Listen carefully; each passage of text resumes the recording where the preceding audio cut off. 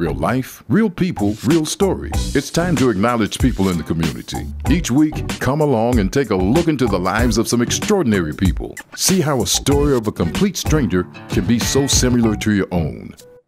Hi, Attorney Al Parisi. Real life, real people, real stories. Today you're going to learn about Sonya Noble. Sonya Noble rose up from the streets of Rochester all the way up to having her children graduating from college. You will learn the fight of a mom to make her kids survive in Rochester and achieve greater than anybody could ever imagine. Please watch this story and think about the lessons learned from a mom right here in Rochester. Today we're here with Sonya Noble. What a great thing here in Rochester, New York. We have a mom, an absolutely fantastic mom, who we are going to cover today because we're going to talk about what it's like raising children in Rochester and trying to do the job right. Good morning, Ms. Noble. Good morning, Al. Can you tell me a little bit about what was it like to go to Marshall High? Marshall High was fantastic. We had a great time. That was when, everyone got along together and, we just really did our thing down there. Now, I don't know how it is, but Marshall was, more of a mixture of different cultures back then. So. And even back then, though, were there times when there were the people to hang out with and the people who were a little bit not to hang out with? Oh, yeah. There was a lot of those. I mean, it was a lot. One was my cousin. I couldn't hang out with him because he was always doing something terrible. But of course, that's every high school though. Right. And that's part of knowing your way or navigating your way through high school. Yeah, you have to go through you have to hit some of those bumps in order to get yourself back up and learn from your mistakes. And then you went on to college, right? And you said that you couldn't finish it though, right? Explain that to me a little bit. Well, I went there for a year. I couldn't finish it because I guess of financial situations at home with my mother. So I decided to, come back home and help her out with the financial part of the household. So. And what year were you in college when you had to leave? In '87. Right. And what year in school though? Were you a freshman, sophomore? I was a freshman. Freshman. Yes. And what was that like? To leave or to just be done? It really took a toll on me. I came home and was like, okay, I'll go back. But after you start getting involved with, family, love, and everything, you kind of put everything back on the, on the back burner. So.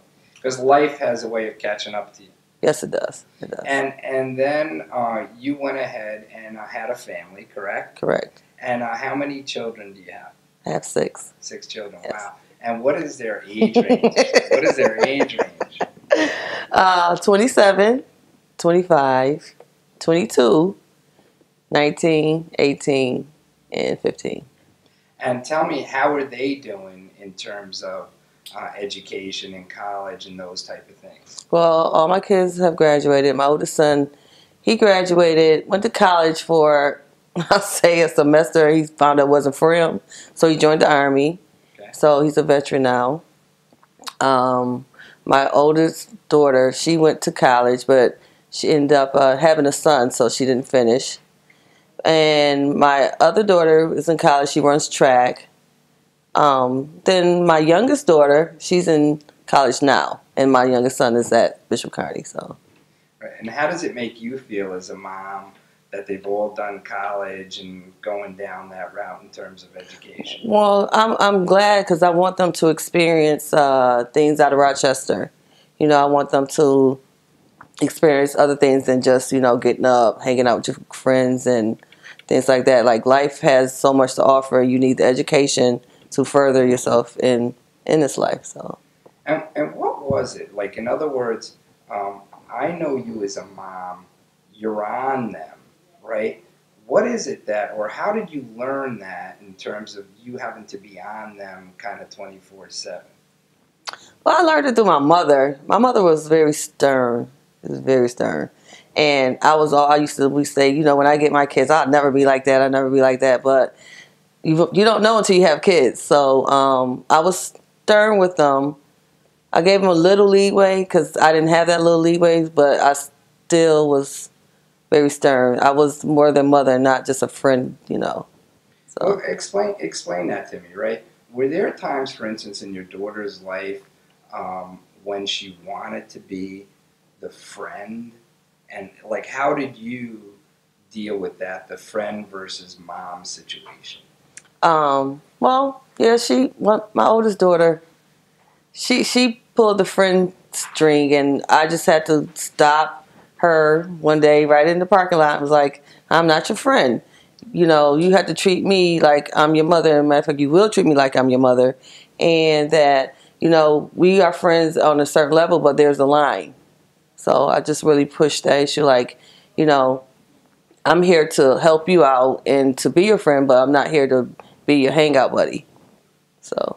And with Rochester moms, like what advice do you give them too in terms of that line between friend and mom? In other words, how do you tell them how to draw that line? Well, it's kind of, I guess maybe it's difficult for some parents, but I mean, you can't go hang out with your daughter and, you know, go get something to drink and hang out with her young friends and let them do what they want to do.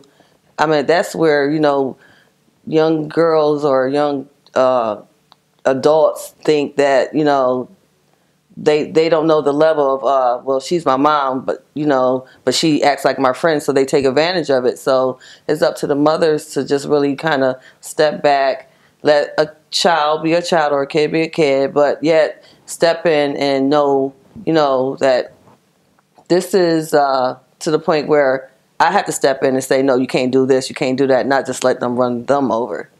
Now, I've seen, even in terms of, like, say, for instance, taking the bus or your son calling you from a basketball game, he needs a ride home, those type of things, right? It's like a fire drill at your house almost to get him home. Explain that to me a little bit. Well, I mean, I just see a lot of things that goes on, you know, that go on, like as far as catching the bus and going downtown, and I just refuse to even put my son in a predicament like that. So I pick him up, I drop him off. I mean, you know, I just rather feel safe and secure than think he's on the bus and don't know what's going on. So I just take that out of my time and make sure that that's what I do and I feel comfortable with it. Because you really take being a mom, as a 24/7 job. Correct. Yes, I do. And that job and that intensity is what it takes. Oh yeah, you have to. You know, you can't be like, well, I'm doing something over here, so you gotta, you know, make it home the best way you can.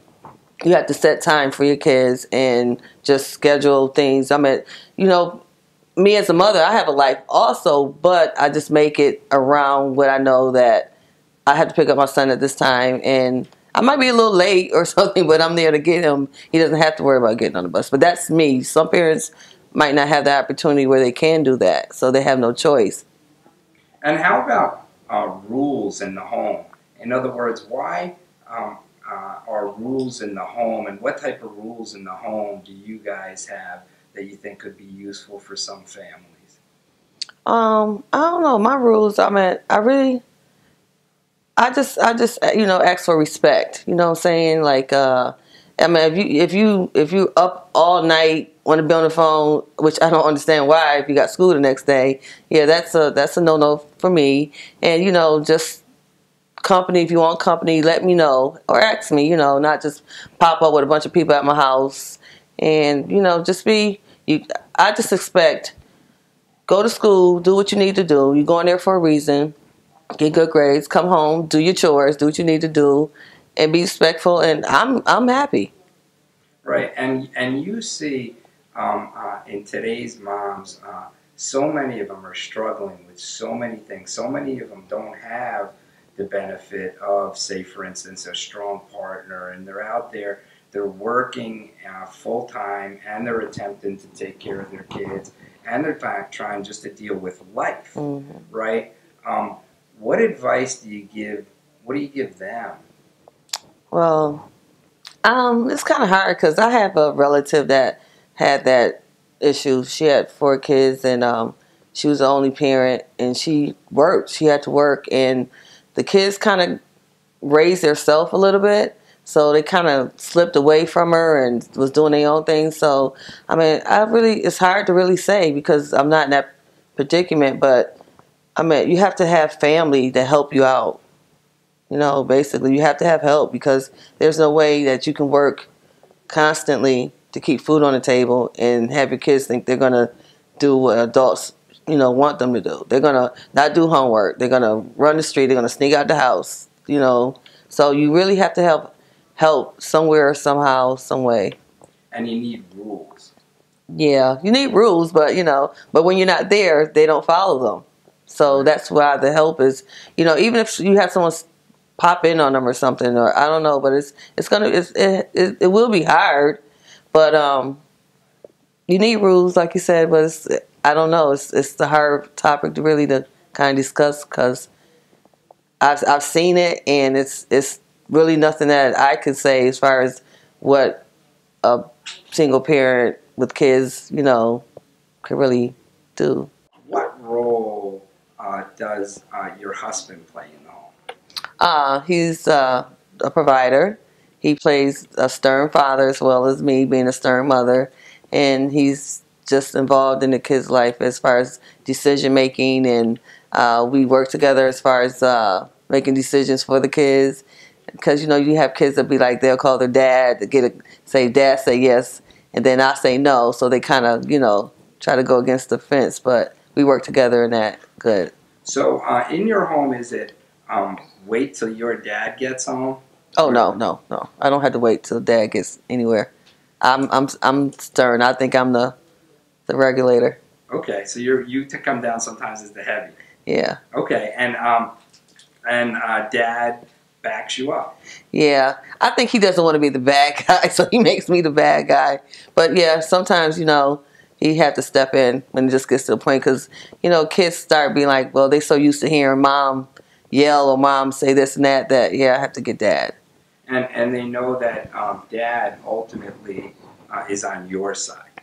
Correct. Yes. They know at the end of the day, while he may waver a little bit, at the end of the day, he's coming down on your side. Yeah, at the end of the day, he's coming on my side. Sometimes he kind of strays, oh, Sonya, let the kids, and then, I'll give in. Then, we'll talk about it later on. But now, your daughter is having a baby, right? Yes. And what level of activity do you think you'll be taking in the rearing of that child? Babysitting probably, and just loving to be a grandparent.